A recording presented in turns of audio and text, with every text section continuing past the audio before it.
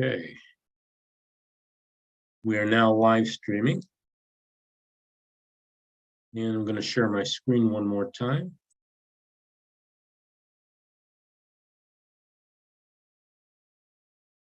Start the slideshow. All right, so welcome everybody. My name is Bob Cohn. I'm a SCORE mentor. I'm joined tonight by Bob Fedor, also a SCORE mentor. We've been presenting this Simple Steps series for several years now. We keep updating it every time something new comes along. So I just want to welcome you and happy to have everybody here tonight. We've got a nice sized crowd. So I will be monitoring, both Bob and I will be monitoring the chat. So feel free to jump in and say hello, or if you've got any questions, please let us know and we'll be happy to work with you. Okay, so if you have not joined us before with the Simple Steps 1 and 2, I'll give you a very, very quick recap in a couple of minutes. But first thing I'd like to do is go through a little bit about SCORE for those of you who are new to SCORE, and talk to you a little bit about who we are and what we do. I'll do that pretty quickly. So we've got the largest network of free volunteer small business mentors probably in the nation. There are 240 chapters, just like the one here in Cleveland. We've got about 10,000 volunteers all around the country. We also have access to any of those 10,000 volunteers if we need any expertise that we might not have right here in Cleveland. So that's a nice, just a nice perk for us in the way of having mentors that know business in areas that we may not be familiar with, but we've got that. So no matter what stage your business is in, we've got a mentor for you. And it's very easy to make a request. I'll show you that in just a moment. But I wanted to just kind of go through our mission, and that is to foster small business communities throughout through mentoring and education. So typically it's one-on-one mentoring. Sometimes it might be a small advisory board that we might set up with a small company that's up and running, but also workshops just like the one we are doing tonight. So we have done this past year about 150 workshops. So we're doing at least 2 to 3 a week. So when you get a chance to look at our website, you'll see what's coming up in the future, and I'll show you that in just a second. So you all know that small business is driving the economy right now. Probably close to 50% of the entire economy of the US is through small businesses. And so job creation and wealth building are really important for small businesses, and in particular SCORE and the clients that we serve. So that's really important to us. Just a quick kind of numbers game here. You know, last year we started around 227 new businesses, helped to create about 919 jobs, and provided close to 9,000 services in total between our workshops and individual mentoring session and things like that. That's how we gauge our individual services. We are also in 7 counties across northeastern Ohio along the lake, and you can see those at the bottom of this slide. So we are available to everybody in those areas, but there are other SCORE chapters throughout the entire country, particularly in Ohio, Northeast Ohio, and Southern Ohio as well. So, you know, look for any of those SCORE chapters on the score.org website. Everything we do is free. We're supported a little bit by the SBA.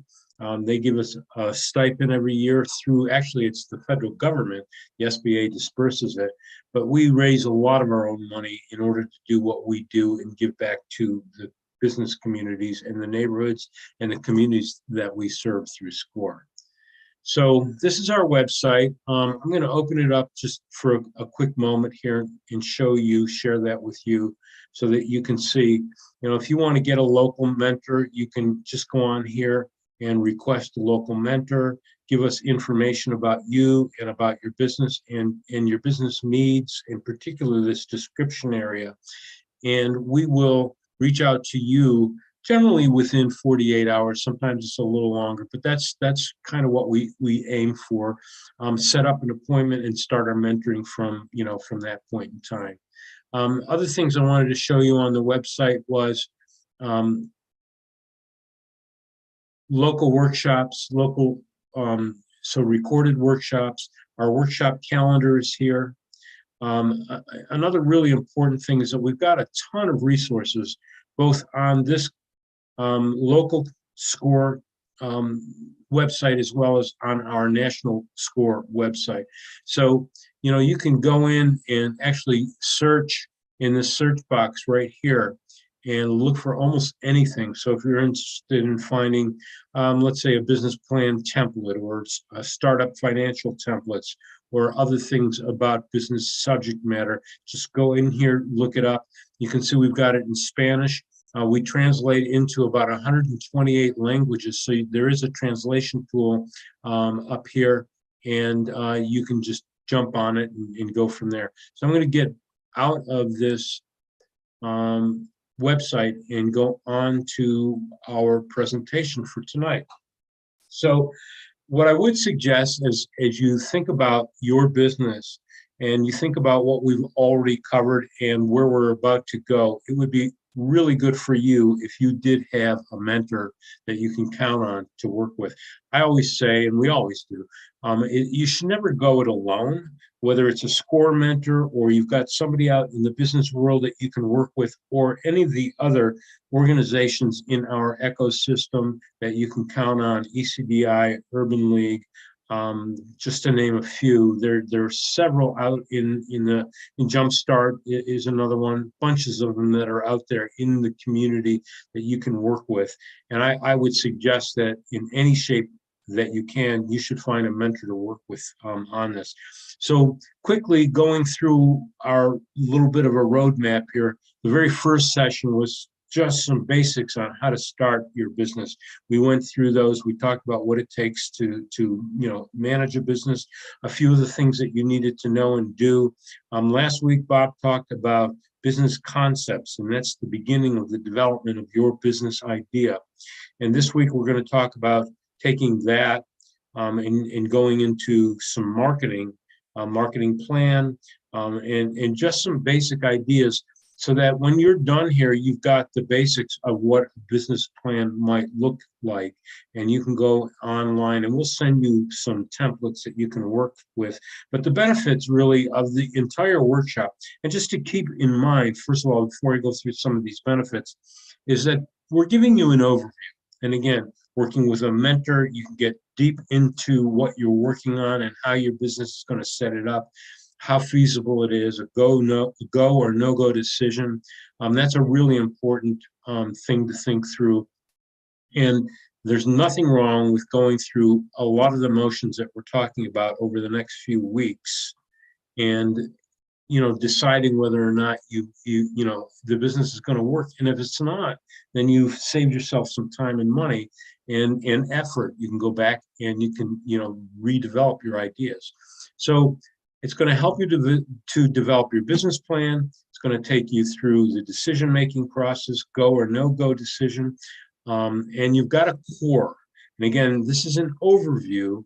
Again, working with a business mentor, you can get deeper and deeper into this, but this is an overview. Working with a SCORE mentor, they will walk you through the entire process of putting a business plan together.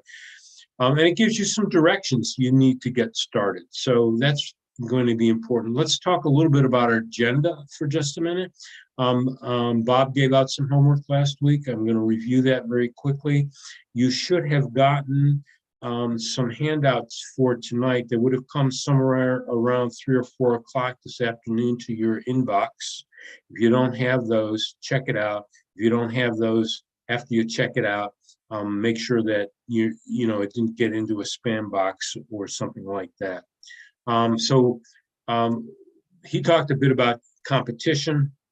We'll talk a little bit more about it tonight. That's really going to be a backbone for what you do with your marketing plans. He talked a little bit about products and service descriptions. We'll go through that a little bit more tonight. Some pricing strategies, target markets and channels, really important part of what we do.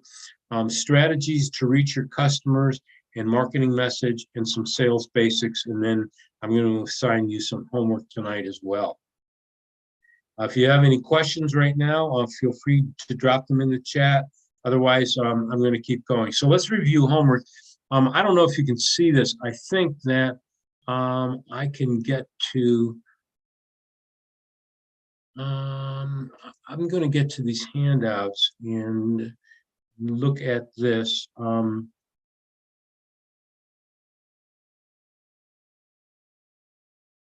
So you should have gone through for your own business for tonight.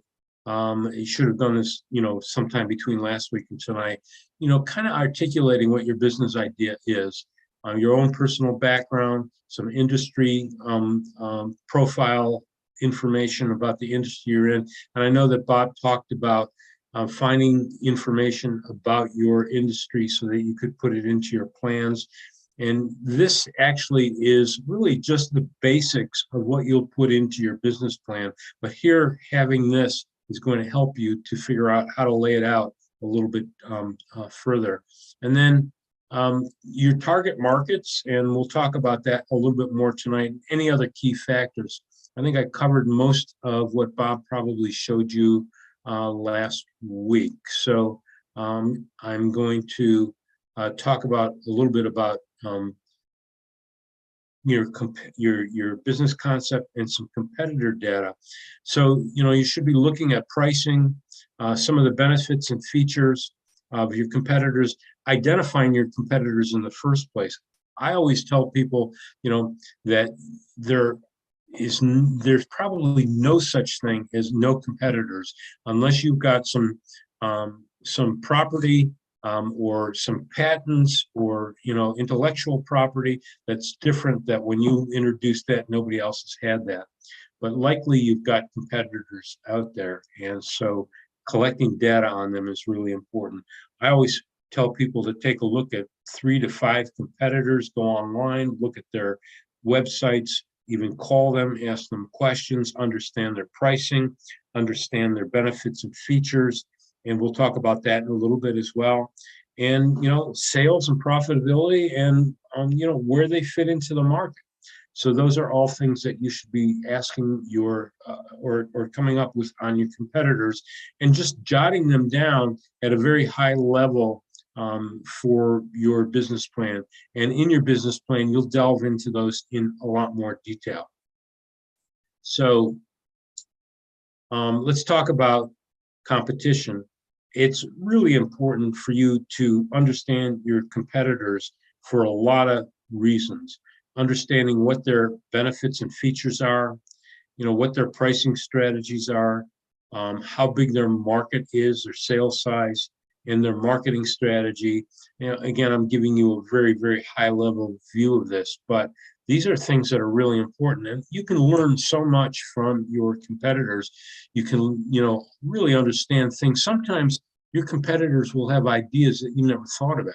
So if you're staying close to them, you are there at a point in time where you might be able to capture something that they're doing right that would work for you. You can also see where they're failing. Somewhere along the line, we'll talk about this in another, I'll just go through this very quickly, a SWOT analysis, which would be really important for you to do. So understanding strengths, weaknesses, opportunities, and threats, not only of your own business, but of your competitors. And I'll show you some competitive comparisons as we go along. There is a competitive comparison chart, it's easy for you to say, in your handouts that you would have gotten through email this afternoon, but I'm going to pull one up for you to take a look at. So this is kind of what it looks like, but I'm actually going to pull up the actual handout.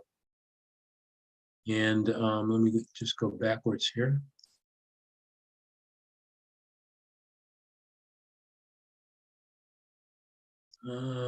Bear with me a sec.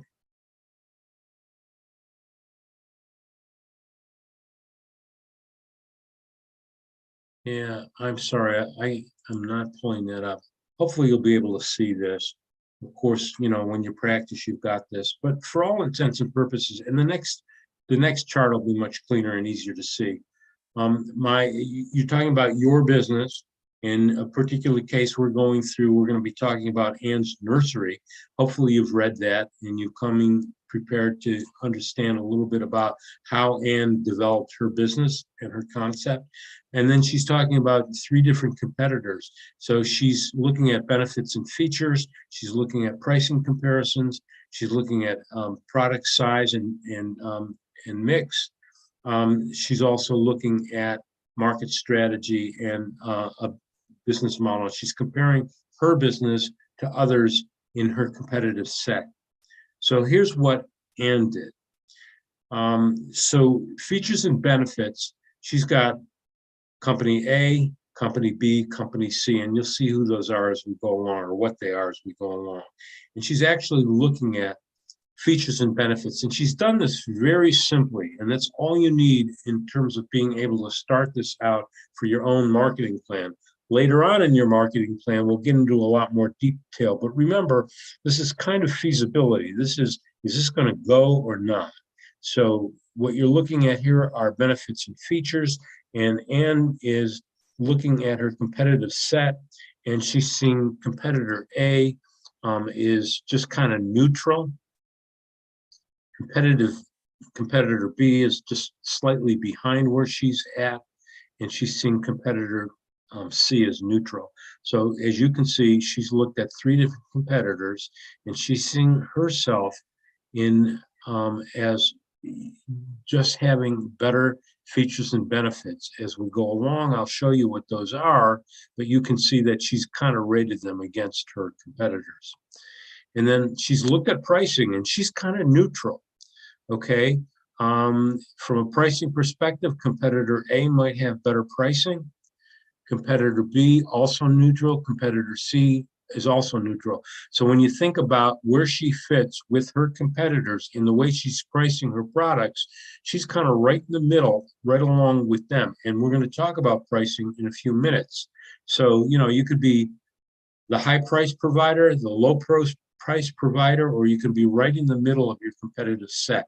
So those are things to think about as you begin putting together your marketing plans. So products and size mix. Don't forget, now she's a nursery and she's doing both business to business and business to consumer type of business. And she's working over the internet, if you recall when you read this. And I'll go through this in a little bit more detail. So if you haven't read it or you don't remember, I can help you out a little bit as we go along. So products and size and mix. Again, she's neutral. She's seeing competitor A as probably slightly below her, and competitor B as neutral as well. And you can see the competitor C has better products and a size mix that would be something important to her and to her competitors. We'll get into this in more detail in a minute, and then you can take a look at business model. And you can understand your competitors' business models in a number of ways. One, you can research, and Bob talked about some of the research that's available through the library in particular. The library's got several online business material that you can get into by going to their website, utilizing your library card, or if you want to, the Cleveland Public Library has got a masterful business library that can help you out. But I can tell you that in all cases, in any of the libraries that you work with, that the business librarians in those areas can help you. So understanding business models of your competitors is quite important. Bob, So go ahead, Bob. Last week we also discussed the use of AI to get competitor information and how incredibly effective it is. And we have a new tool out there, and I gave examples on how to use it to get competitive information. Oh, excellent. Yeah. Yeah, and even working on your marketing plans and things like that, AI has been very, very helpful. It'll save you a lot of time, and it'll come back with things that you may not have thought through yourself.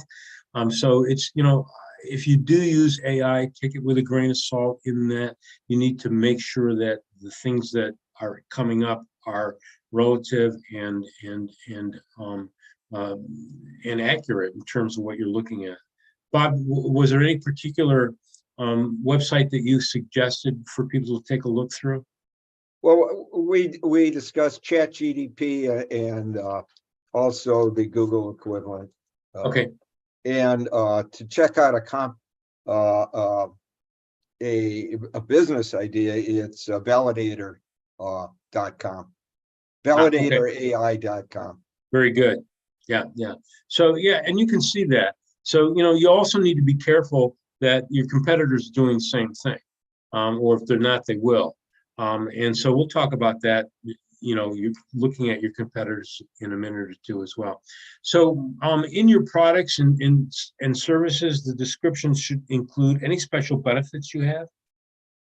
And you'll see that Anne has a couple things that are unique and special and different than what her competitors have. Now, excuse me, that Anne is is has put together a nursery, and Anne's Nursery is a business that we're looking at it from a fictional perspective, but it's a business that we modeled our models from that's actually up and running. So her special benefits are that she's guaranteeing the plant material that she sells. She's giving you special instructions on how to take care of it. She's got some unique features in that way as well. Her limits and liabilities. So your description should include those, and production and delivery. So, if you're a different business than a nursery, if you are, let's say, an architect, what is your method of getting to your clients? What unique features do you have? If you're a butcher shop, what it makes you different? What makes you stand out? What unique features do you have? So when you think about features and benefits, features are those things that either have a number to it or have an amount to them. So think about your computer. Benefits of a computer are the size of your the features of your computer are the size of your memory, are the speed of your processor, are the size of your screen. Those are all features. Those can be described with a number or in some way or another, something that is definitive. Whereas a benefit is something that comes from a feature, and that feature that you have has benefits to it. So if you're talking about a processor speed in a computer, what is the benefit of having a fast computer? Well, you know that it is being able to get your information quickly, being able to get through multiple screens, all those things that are important to you as a computer user. So those are the benefits. The benefits of a washer and dryer. Let's talk about a washer for a moment. The feature of a washer might be the size of the tub, might be the speed of it, might be the types of cleaning it can do. But the benefits are it takes you less time. You get cleaner laundry. Your clothes last longer. Those are benefits. And so being able to separate the benefits of your company from the features that you have is really important. And those are things that you should be able to articulate when you talk about your products and your services. And what makes you unique? What is your unique value proposition? Those are all things we'll go through in a minute, as it relates to Ann's, but your business should be able to have the same thing. Another reason to study your competitors to see how they articulate what their unique features are and what their special benefits are. And then you're going to need to talk about production and delivery, and you'll see how Ann's done this as well. Also being able to work with suppliers. If you don't have the right suppliers, obviously your business is not going to be successful. Intellectual property, that could be patents, it could be special processes, it could be things that special permits, it could be actual credits and accreditations that you have that nobody else has. Those are all things that you can talk about with your business. And I know that we've got several nonprofits that particularly, let's say, home health care. If you've got some special accreditations, then you should be putting them into your marketing. Those are all things that you bring to the table that may make you more unique than another organization. So marketing plan and products and service description, we'll go through this. And basically, this is kind of what I just talked about: product ideas and services, special benefits, unique features, limits and liabilities. I want to show you now what Ann has done. Actually, I'll show that to you in a couple. I think I've got this down the road. Maybe not so much. So for you, I don't know why let's see if that is in here. Bear with me a moment. Yeah, okay. Well, on your worksheet, we'll talk, you should be putting down those products and services that you are about to offer up, the special benefits, those unique features, the liabilities, and the limits that you might have. Ann's liability, by the way, is if she ends up having to replace any of the plant material because she's got that 1-year guarantee, that's a cost to her and a liability. And you'll see that she talks about production and delivery and her suppliers as we go along. So pricing strategies are really important, and start out right when you start thinking through your pricing. Understand, first of all, what your competitors are doing and what the market price is, so that you fall within, again, depending on how you are marketing yourself, you are either the high price provider, you're in the middle of the road, or you're the low price provider. And each one of those has a different strategies.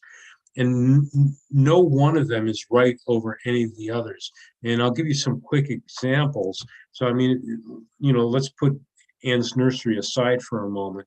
But if you take a look at some of the high price providers, a good example might be in the hotel business. You might be taking a look at, let's say, a Four Seasons hotel. And if you go to the Four Seasons in New York and you stay one night, you're going to probably pay somewhere close to $1,000 a night. Okay, that's the high price provider. And with that $1,000 a night, you might actually have a butler that would take care of things for you. You've got a beautiful bed. It's probably a huge room. It probably is decorated to the tens, the nines, whatever you want to call that. But just, a beautiful room, luxurious, in a luxurious place with a wonderful restaurant and all kinds of other amenities that are available that you're paying for. A middle of the road provider might be a Hyatt hotel where you're paying somewhere in the vicinity of $200 to $400 a night, depending on the city you're staying in. But you get a really nice bed. You still get a pretty nice room, and a lot of amenities come with that. But it sure is not the luxury of the Four Seasons or the Ritz. And then, the lower price providers could be somebody like a Motel 6, or any of the lower end from a cost perspective, Holiday Inns, some of those. And you might be paying anywhere from $80 to $90 a night for those. That's the lower cost provider. Now, it doesn't mean necessarily that Four Seasons is making more money than Motel 6 or Holiday Inn. It's just the market that they're particularly looking at. So value-added premiums, you should be, if you've got value adds to what you do, you should be pricing them so. Channel considerations we'll talk about in a moment, but how are you getting to either your consumer or your end buyer? What channels are you using? But that's a consideration you need to think of when you begin pricing. And again, look at your competitors. Where do you fit within what your competitor is doing? Other options are things that you might do in order to just look at your finances. Are you marking up on costs? Are you bundling services? So travel agents always bundle services. They'll bundle a hotel with an airplane, with transfers from the airport, with other items that are in there. And it might look like it'll cost you less to buy from a travel agent that bundles than actually putting together a trip on your own. So, taking a look at how you might bundle products or services and price them such that, if somebody looks at a bundle, and if they were to take that bundle apart, they can't do better than how you might have put that bundle together. And then we'll talk about customer types in a minute, but business versus consumer, it's, those are, so are you selling to a consumer? Are you selling to an end user? Or are you selling to another business? And those are things to think about. And then your promotions, those are all part of how you might price, your material. You might have promotions going on. Think about, I don't know if you remember, at one point in time, you could buy Coke or Pepsi in, liter bottles. Those were, so cheap that they were pennies. They were like 89 cents, $1.25. And they actually, Pepsi and Coke and some of the others actually had what they called soda wars. But what they did was they used those as what's known as a lost leader to get people to buy. The markets did that to get people to buy in those markets. And while they were there buying the soda, they were also there buying other products. So think about that. People come in and they'll buy on the spot. Sometimes getting them through the door in a promotion helps for other areas that you can buy. So when you're pricing, think about your initial price, the cost of your materials plus the service, and you've got to have a profit. So the one thing that I see that many of our clients don't do properly is figure out their own labor or the cost of labor in the cost of their materials or services that they're selling. And so they're pricing themselves too low. Again, look at your competition. It's going to be very, very, very important. And then adjust your pricing accordingly. Monitor your own customer demand. If you're getting price resistance, then there may be a problem. Or, if you're, we have a lot of clients that sell, let's say, beauty products, and a lot of them might sell them in markets, things like that. And, if you're selling out very quickly, that might mean that there's room to raise your prices. So, look at that as well. Ensure that you've got some real value for your customers. If you are selling on price, and you'll see this below, not only are you disrupting a marketplace, but when you start getting to a point where other people are trying to match your pricing, then what happens is the people that buy are going to buy from the lowest price provider.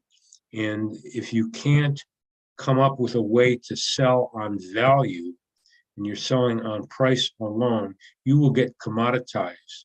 So think about the gas companies out there that you buy from to heat your house, or the electric companies. 99% of the time, people buy from them based on their pricing. You don't want that to happen to your products, or do you? That could be okay, but you've got to set up your business in a way such that that is the business model and that makes sense. So, being a market disruptor, a marketplace disruptor, and starting a price war may or may not be beneficial to you, but it's something that you want to think about when you begin thinking through your pricing strategy. So you have a handout on your pricing strategy. What I would recommend you do, and again, you've done some research, you'll have looked at your competitors, is just, and this is for a longer, more developed business plan but start out with a brief description of your pricing strategy. You know, I have gone through my competitors and have decided that I'm going to price right in the middle of them, and I'm going to use my price as a way to help sell value. So my pricing is not going to be the highest, it's not going to be the lowest, but I'm building into my pricing strategy these types of values that I can offer to my clients that I see my competitors don't. That's going to give me a leg up. So that's what I'm talking about in terms of thinking through your pricing strategy. Or I plan to be the low price provider and offer the basic product at, without any specific value adds, but my competitive strategy is going to be based on pricing. So those are several ways to think it through. Work with your score mentor or another, advisor out there to look at it, but look very carefully at what your competitors are doing before you make a decision. So let's talk a little bit about some channels. A sales channel is, and we'll go through that in a moment, is ways of reaching your buyer, okay? If you're business to business, in other words, you are a business that is selling a service to another business. I'll give you an example. I mentioned architect before. So if I'm an architect, I'm a business and I'm selling to, let's say, a builder that's in the process of putting together, an architectural development of some sort, but needs an architect to do that. That's a business. I'm selling a bit from a business to a business. That's one business channel that you might want to consider. Sometimes those channels, in order to get to them, the sales that are required are more face-to-face sales, but certainly you can reach them in many, many ways. We'll go through how to reach the particular channels that you're interested in selling in a few minutes. So if you're a producer, let's say a manufacturer or even a distributor, you are selling partly to a supply chain. You're selling to a retailer through a supply chain. And so that's a different channel. And we'll talk about most of these channels as we go on in terms of how Anne did it with her nursery. So again, if you're a producer, you are either selling through a supply chain or you're selling through a retailer to the final customer. So that's considered B2C. And internet direct to consumer, we'll talk about that in a minute, and associate networks for services as well. We don't delve on that too much, but you might have sales reps that might be able to take your product or your services on your behalf to their channels that they work with. And Anne actually did that in part of what she put together in her marketing plan itself. So again, who are you selling to? That's your channel, and you want to figure out how you are positioned within that channel and who your end user, or if it's B2B, who your business end user is, or your consumer end user is, by understanding, and this is just a small portion of what you need to understand. We do a much deeper dive into marketing in a marketing series that we do a couple times a year. But understanding the key demographics of your clientele.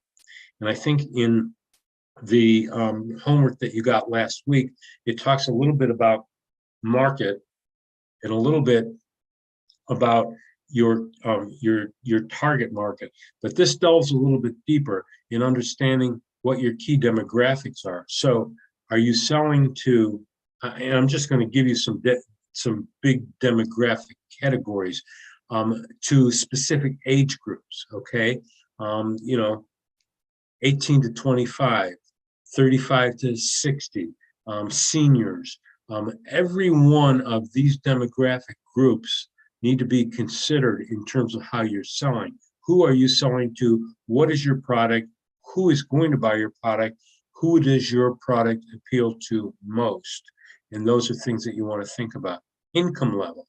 Okay, if you're selling a very high-end product or service of some sort, then selling it to people of lower income level is not going to make a lot of sense. I always say you got to fish where the fish are. That's kind of an analogy that I use a lot. So you need to make sure that you're targeting the people in those areas. Gender.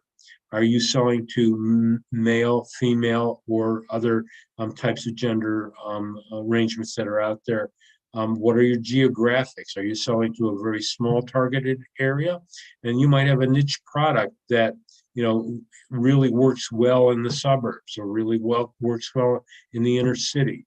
And so that's your geographic. Or you might have a service or a product, as you'll see Ann did, that she sold almost nationally.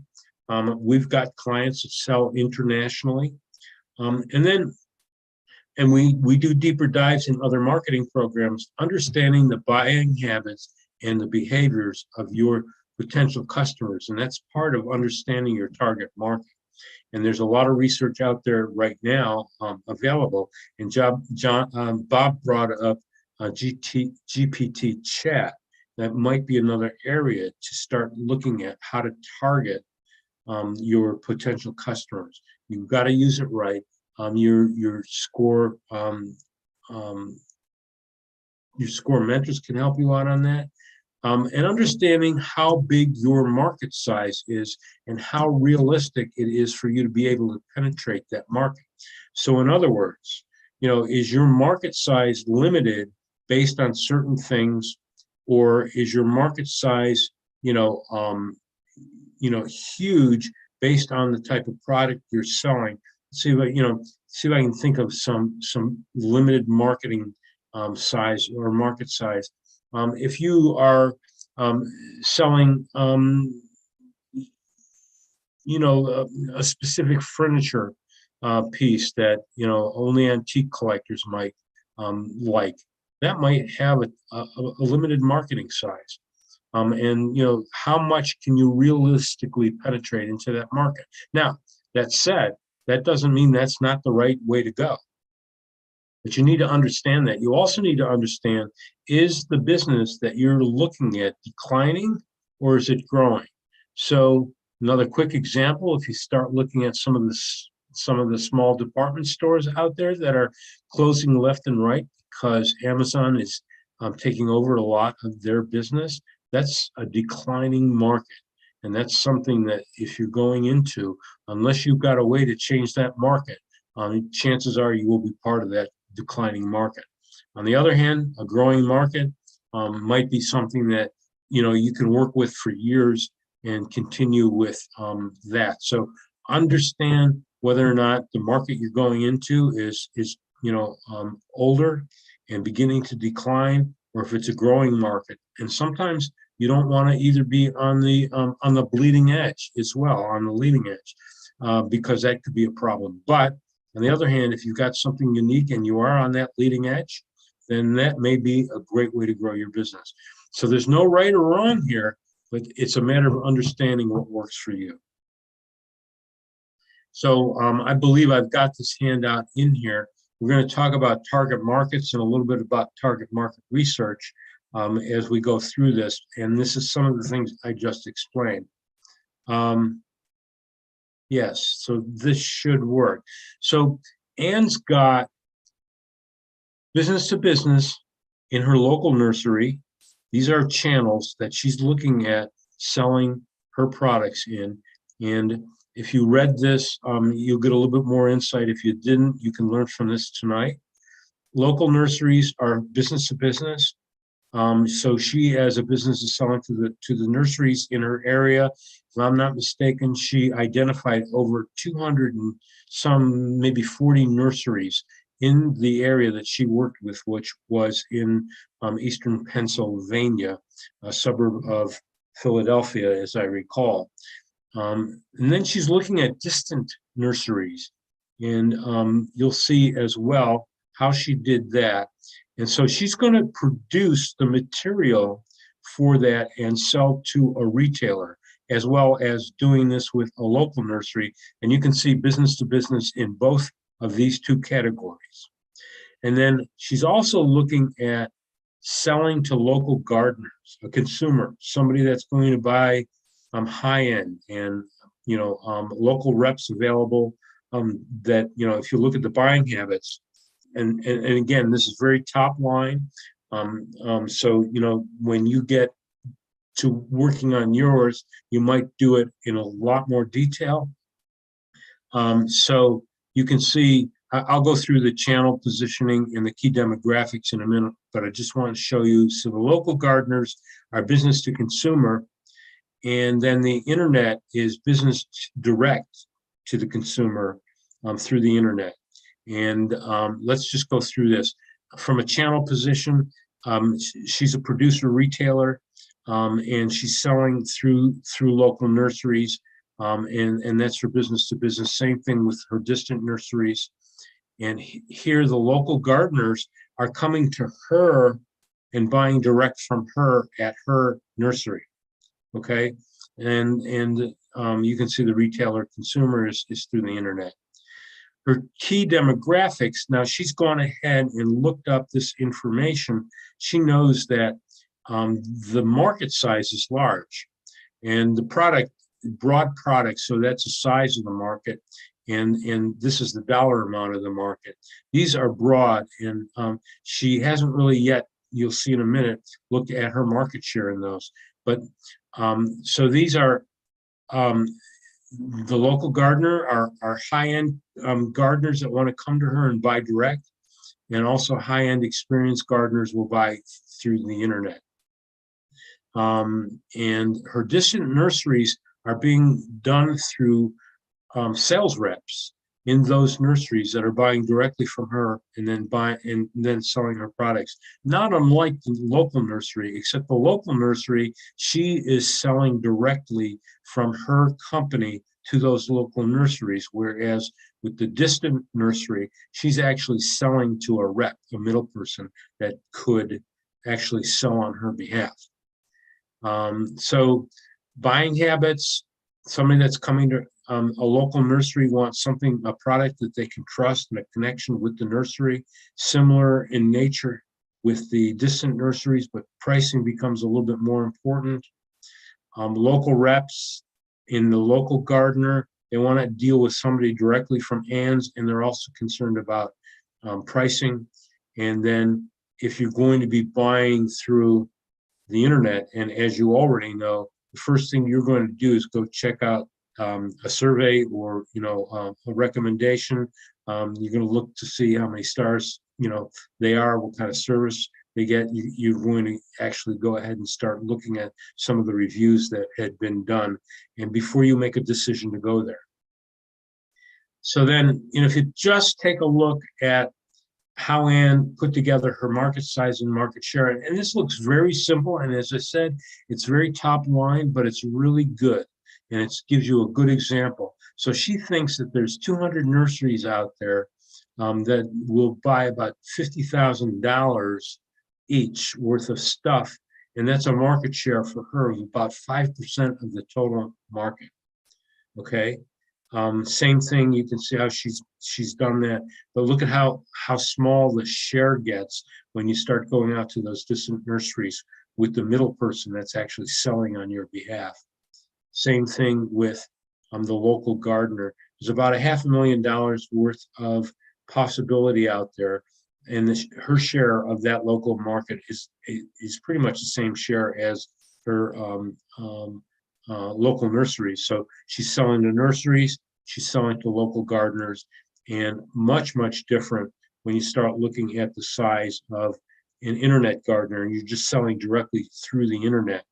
There's, she's looking at some $2 million worth of business out there times, $100 per purchase. Her share is 1/5 of 1%. So she's thought this out very clearly, and really has an understanding of her market.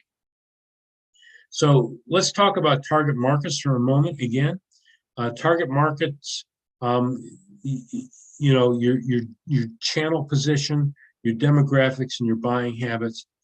the key needs versus the products that you actually sell or service. What are the needs of your consumer? If you are not a match, then that product or service is not going to sell. And then, of course, cost versus profit is still something that you need to consider. Sales size and the estimate of your potential market penetration, you just saw that in the previous chart. So when you're thinking through your target market, again, is it filling a customer's need? Is it profitable for you? Can you get more sales from that channel? Is there channel conflict? And that's something that you want to take into consideration. Now, you saw Ann's got 5 channels out there, and she decided that there was one channel in which there was potential conflict.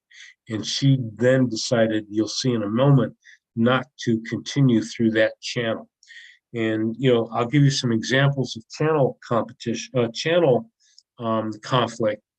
I had one client that was selling jewelry, and they were buying it themselves through a website that they were actually getting a pretty decent price. They end up becoming a middleman, but the problem was that they were actually in competition with the people that they were buying from. That said, that is not a good place to be. And so that means that there's a conflict in that channel. I'm sure there are other kinds of channel conflicts that you would come up with as you started thinking through where you're selling and to whom. But the other thing is that Ann even looked at, does this fit my vision of my company and the skills that I have in terms of the product? So the needs, the profit, the sales, and she's looking at target market 1, 2, and 3, and 4. I got this here. So she did her needs assessment similar to the way she looked at her target, her market competitors. She knows that there's a need in the local nursery, okay? And so she also knows that there's a need in the distant nurseries. And she knows that there's a need for local gardens. This is how she actually analyzed her channels. And she knows that there's a need for internet gardeners. She knows that the profitability is really good in the local nursery business. In the distant nursery business, it's kind of neutral. Local gardeners that would come to her, it's pretty positive. And the same thing with the internet gardens. And you saw her market share and the size of the market and her penetration.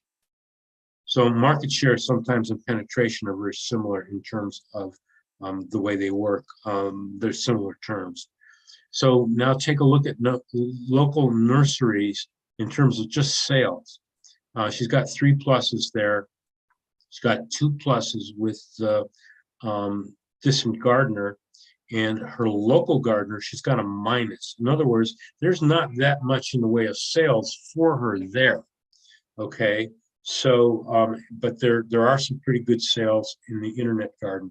Channel conflict, here's where she made that decision. Channel conflict, there's none here. She's growing products, she's selling them directly to the nurseries.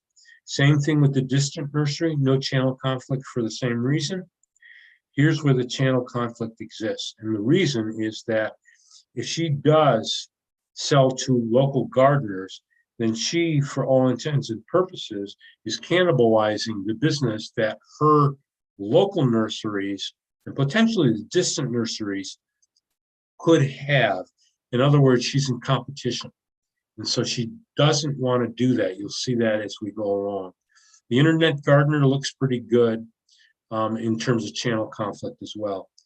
And then she's looking at competition. She's pretty neutral in terms of local competition. She thinks that she can handle that competition well. Distant nursery, maybe not so much, and certainly not the local nursery. But the internet gardener, same thing. She can handle that well. But fits me. she knows for sure this is right up her alley. Since this is neutral, I would say that makes good sense. And since this is negative, I would say that, considering this all down the line here, that's a problem. And certainly she can't lose on the internet, because the worst that can happen is her sales are slow, but it's not going to cost her that much to go out there. And if her internet gardening works well, then her website starts selling, then that could do very, very well for her. So let's talk a little bit about marketing messages. Now we've looked at channels. You know that she's already got 3 channels. One channel's gone, and we're going to go on from there. So when you start thinking about your marketing message, again, this is a high-level overview. There's a lot more detail we can think about, because a lot of times the media will have a lot to do with how you gear your message, but the overall message or the overall takeaway in terms of what you are putting together to get your message across should be unified pretty much across most of the media that you do. And so you want to make sure that you're fulfilling a customer's need from a quality perspective, from a price perspective, from an availability and a dependability perspective, that it clearly identifies some unique and key features, and it can be consistently communicated in all marketing material and media. So that's going to be really important. And so here's what Ann put together, and I would recommend that you do the same, and I think your handout might have the ability to help you to construct this. So Ann's Nursery is the name of the business, offers discerning growers and gardeners, that's her target market, high quality ornamental trees, shrubs, and vines, that's her product, backed by well-known horticulturalist Dr. Ann Murphy. She is putting her name out there, which is really important, and also her resume, for all intents and purposes, are out there. A 1-year money-back guarantee to grow and extend plant care, documentation that she'll send, that's a unique feature. And that is pretty much it in terms of how Ann is looking at her products and services. Very simple.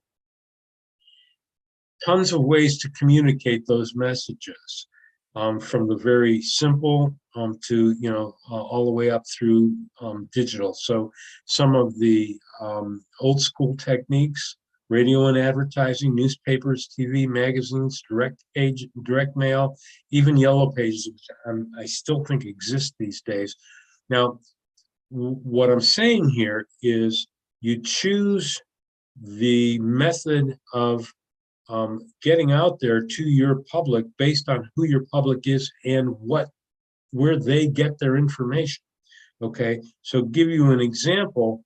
Would you typically go to high-end social media marketing and content marketing to somebody that you're trying to attract that's, let's say, in their 60s and 70s? Maybe not. Okay, but just think about who they are, where they get their information from, what they're looking for before you begin thinking through the method by which you reach them.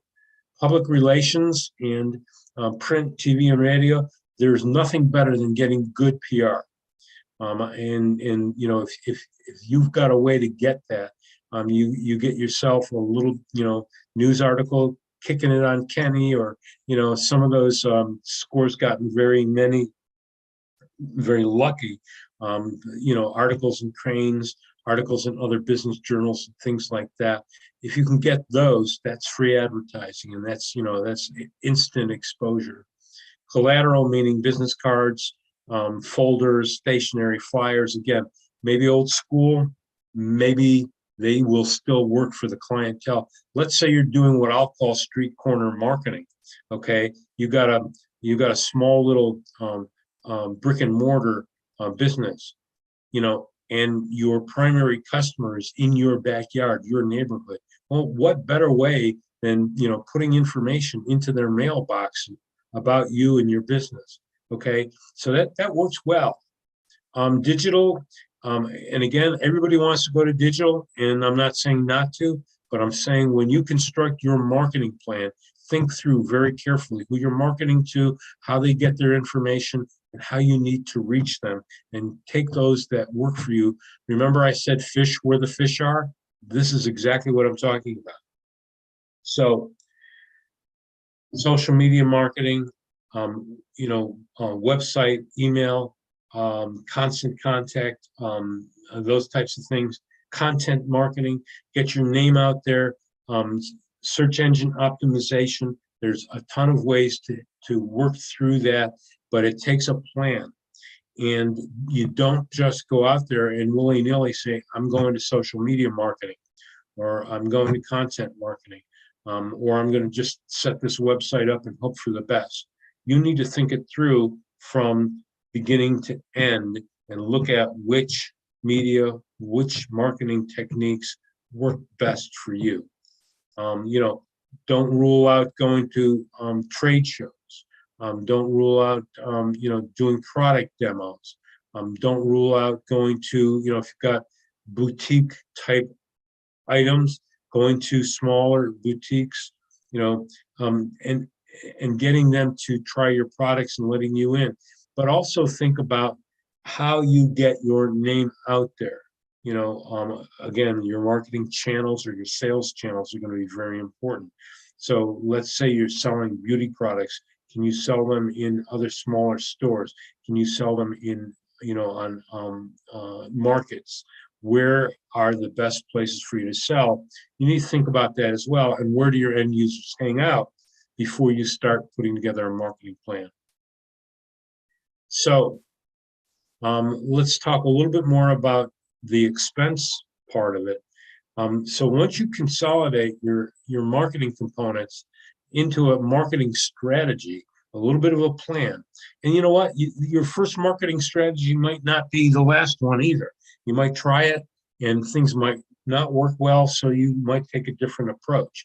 So trial and error is not the end of the world. Just the thing is that if you're going to fail quickly so you know it, don't spend a lot of money and time doing it. So having a marketing message, understanding your channels and what the sales approach is to them. How are you going to get to your customers? What are your costs? So if you're going to a trade show, you've got a booth. How much is your web cost design going to cost? Where do you need to put your money in terms of advertising, if that? So, is it social media? Is it direct advertising? Staffing, if there is staff, who is going to put together your website, if not you, and other promotional activities. Those are all costs. I'm just going to bring this up very quickly and just to show you many of the things that you could possibly do. And down this left-hand column, print ads, radio ads, TV ads, direct mail, other advertising. These again are old school. Press releases are really important. And then, making sure your website is up to date, and then all of your social, and I've only got 3 social media listed here. Understanding local searches, blogs, SEO, email marketing, review sites. There's just so many possibilities that you should be thinking about as you do this. And you can actually start thinking it through in terms of timing as well. But I would not put the cart before the horse in terms of understanding the strategy that's going to work before you figure out when, where, and how. So let me go back to this and go on to the next slide. So putting together your expense strategy, having your target markets first of all listed, and these will be the channels that Ann is going through, and understanding the targets.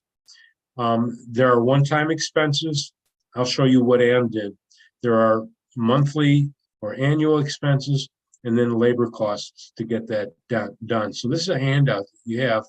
Here's how Ann thought this through. Again, this is very simplistic, but it at least gives you an idea of where to go to think this through.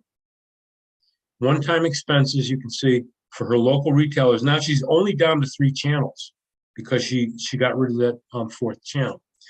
Local retailers, she's putting together $1,000 for samples, $3,000 for displays for her direct retailers, and $2,000 for her web page design.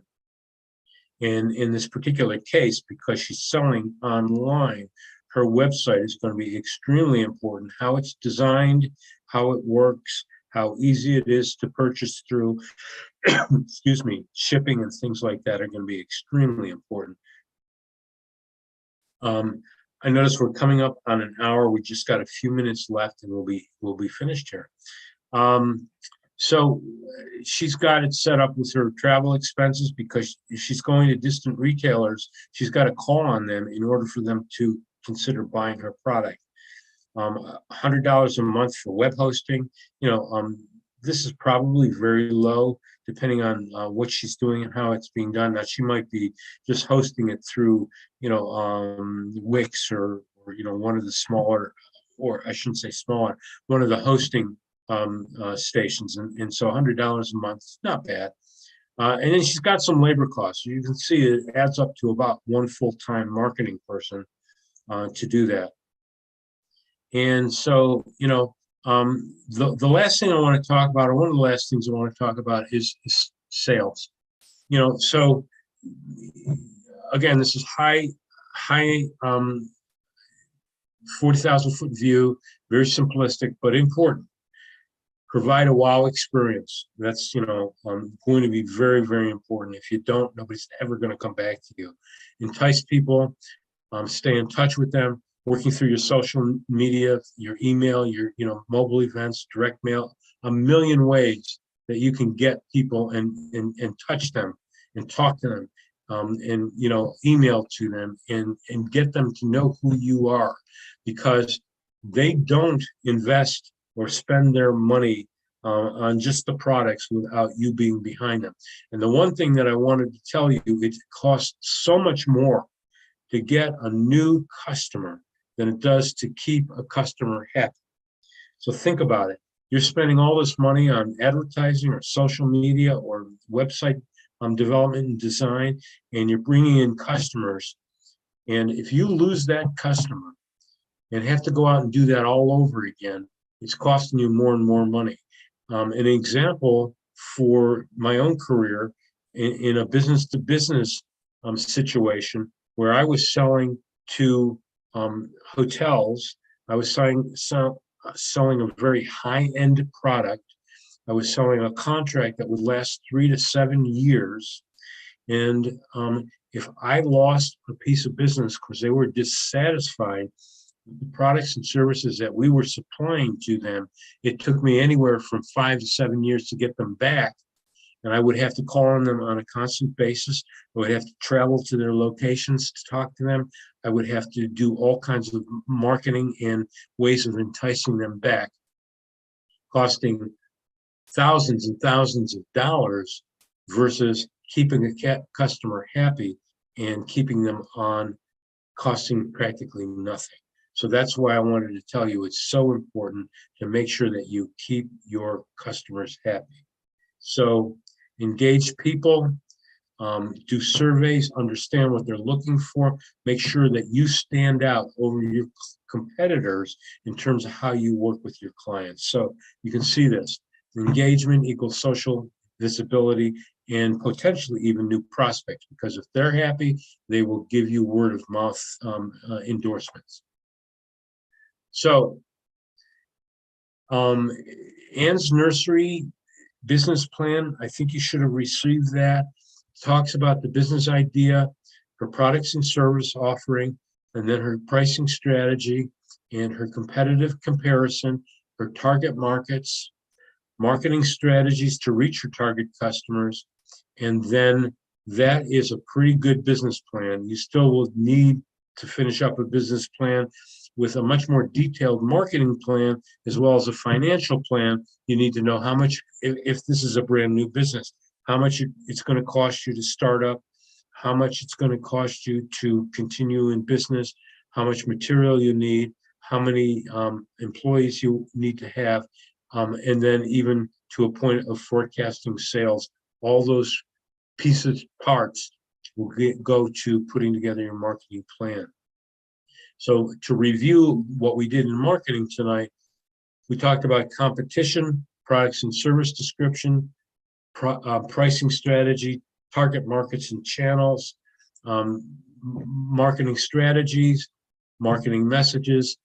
We talked a little bit about business structure and certainly about some sales basics and a little bit of homework. So those charts that I gave you, start working on them. It'd be great for you to have them next week. So now next week, let me just go back through this. And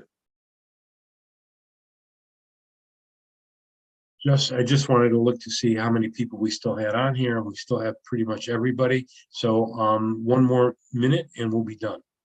So next week, we're going to talk about financial matters. We're actually going to go through a financial plan so you understand a little bit about that, and then the things that you need to think about in terms of actually managing and running your business. Profit and loss statements, or financial statements, including profit and loss, and some of the other financial statements that go along with what you need to understand how to get those set up just a little bit. It's just going to be an overview as well. And then what you need in order to run your organization. The last session, as you can see, will be on funding options, where to find funding, what types of funding is out there and available. So as you're working on this, even though it says go or no go decision here in session 2, you can still think through these as well. So trying to think of if there's anything else that we want to talk about. So financial statements, cash flow statements, balance sheets, those are some of the statements or some of the things that we'll talk about next week. But more importantly, we will talk about those things that you need to think about in order to get your business up and running. So I'm going to stop sharing at the moment. Bob, any comments? No, excellent. Well, thank you. We're Folks, looking for questions. Any comments or questions out there? Quiet, eh? Yeah, quiet. Alrighty. All right. Well. Oh, here's one. Oh, great. Yeah, nothing coming in. Okay. So I would look forward to seeing you next week. I will probably be on I think Richard Brooks is presenting next week. Yes. And he does a really nice job, and he will help you to understand the financing. I actually think he's got P&Ls from Ann's Nursery to look at. So, okay, folks, thank you so much.